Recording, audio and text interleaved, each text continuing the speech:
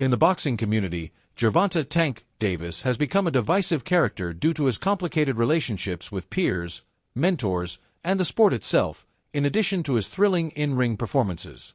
From the rough slums of Baltimore to the height of boxing fame, his narrative is one of unadulterated talent, guidance, and, more lately, conflict and self-reliance. Two important characters are at the center of this story. Calvin Ford, Davis's trainer and father figure who has been with him since he was a young boy, and Floyd Mayweather Jr., the unbeaten legend who helped propel Davis to stardom. However, as Davis's career has taken off, so too have the arguments and controversies surrounding his devotion, appreciation, and style of play. Davis's ascent started in Baltimore, a city notorious for its difficulties, where he attracted Calvin Ford's attention. In addition to being a coach, Ford turned into a mentor and a pillar of support for Davis. Ford recognized something unique in the young boxer even in the early days when the gym was almost deserted. In addition to teaching Davis how to throw punches, he also imparted life lessons, stressing the value of maturing rapidly and grasping opportunities. Ford frequently thinks back on those formative years with passion, remembering how a young Davis would confide in him in difficult times, a relationship that deepened as Davis developed from a budding talent to a world champion. The foundation of Davis's success was their friendship, and Ford's mentoring was crucial in molding him both inside and beyond the ring. Here comes Floyd Mayweather Jr., whose guidance helped Davis reach new heights in his career. Mayweather saw Davis's potential and helped him gain the recognition and resources he needed to succeed. Davis became one of boxing's most captivating talents under Mayweather's strategic direction, selling out venues from Baltimore to Barclays Center. In addition to seeing Davis as a boxer, Mayweather also regarded him as a possible boss and businessman who might take the sport into the next generation once he retired. Mayweather and Ford worked together to create a strong support network that helped Davis win numerous world titles and establish himself as a knockout artist. However, there has been some drama associated with success. There have been conflicts, especially about Davis's alleged lack of appreciation and regard for people who have supported him. Mayweather has made a strong case for Calvin Ford and criticized Davis for what he perceives to be ingratitude. Mayweather said bluntly that he had equipped Davis with the means to be successful, whether as a fighter, businessman, or leader, and that there should be no animosity if their paths diverged. He underlined that disregarding others around him was unacceptable because they gave Davis many of the opportunities that led to his success. Boxing fans were moved by this criticism, which sparked discussions about allegiance and a champion's duties to his heritage. Even though their connection has been strained, Calvin Ford has remained a constant in Davis's story. Ford has always had a role that goes beyond boxing.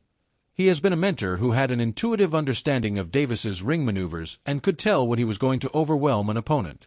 Ford's emotional memories of Davis as a boy, in which he referred to him as special, demonstrated their close relationship and credited it with helping him develop into a champion.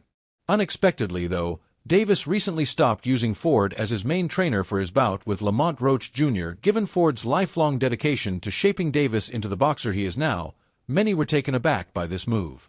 Ford, taking a back seat, hoped Davis would keep improving and emphasized the need for someone to challenge him. He insisted that their relationship remained strong, comparing them to brothers, and presented the breakup as a commercial decision rather than a personal one. In keeping with his father's teachings that he doesn't need a gang or a group, Davis has alluded to a need for independence.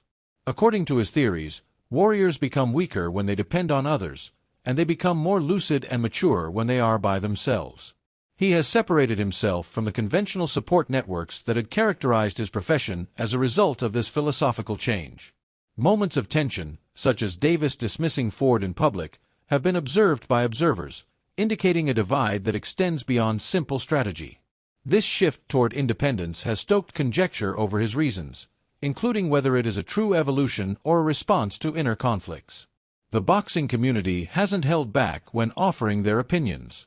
Rolly Romero, a fellow fighter, has publicly criticized Davis, saying that even in the gym, he seems strong but backs off when confronted. Romero is keen to prove himself in the ring, and his aggressive remarks labeling Davis a coward and a phony have fueled the flames. In a similar vein, experts such as Showbiz the Adult have proposed that Davis might have a bully complex, meaning that his bluster conceals vulnerabilities. They cite incidents during his amateur career in which he took a knee after being struck, not because he was hurt but rather to break momentum, a tactic that may be interpreted as either shrewd or weak. Some of these criticisms were brought to light by Davis's battle with Lamont Roach Jr. Ford, and other observers pointed out that Davis failed to improve his performance as anticipated, keeping the fight competitive when he had the opportunity to dominate. Ford, who is renowned for his frank evaluations, highlighted lost chances and emphasized the significance of grasping crucial possibilities. Because Davis was less composed, chirping with his opponent, arguing with the referee, and depending on poor counsel from his corner, some fans and pundits contended that Ford's absence as the starting cornerman contributed to the situation. Even though Davis prevailed in the bout, many were left wondering if he had faltered in the absence of Ford's constant presence. Floyd Mayweather has also voiced his displeasure with Davis's decision to split from Ford, highlighting the trainer's crucial contribution to his career. Mayweather's remarks capture a larger feeling in the sport. Ford's impact was priceless, and it was a mistake to ignore him. Mayweather Promotions CEO Leonard Ellerbe has gone one step further and pushed for Ford to win Trainer of the Year in honor of his services to boxing in general and Davis in particular. Despite Davis's divergent views, this public endorsement highlights the respect Ford enjoys.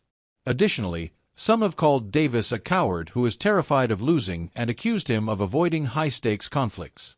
Both fighters have called him out, and names like Ryan Garcia and Shakur Stevenson have emerged as possible opponents.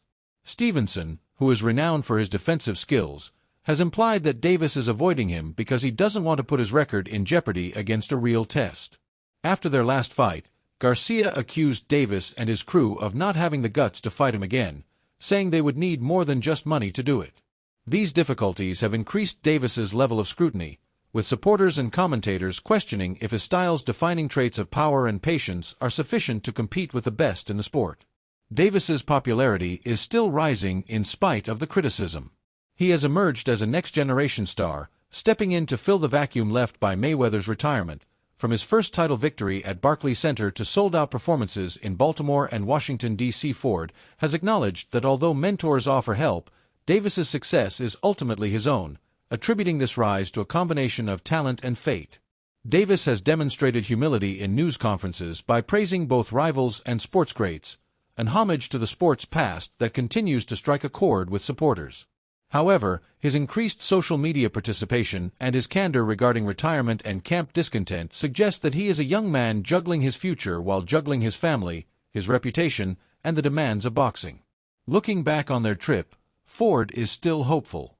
He has taken a step back, but not far enough to watch Davis reach his greatest potential on fight night. Before they reunite in the gym, he describes their time apart as a chance for both of them to rejuvenate. Davis, on the other hand, has proposed that narrowing his circle results in fewer issues and is a simplified strategy that puts the self before the system. It's unclear if this change will be successful, but it's obvious he's at a turning point, torn between his own goals for the future and the legacy of his mentors.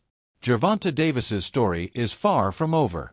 Although his accomplishments are noteworthy and his talent is apparent, the question remains: can he maintain his greatness without the voices that shaped him? Will his quest for autonomy reveal his weaknesses or fortify his resolve?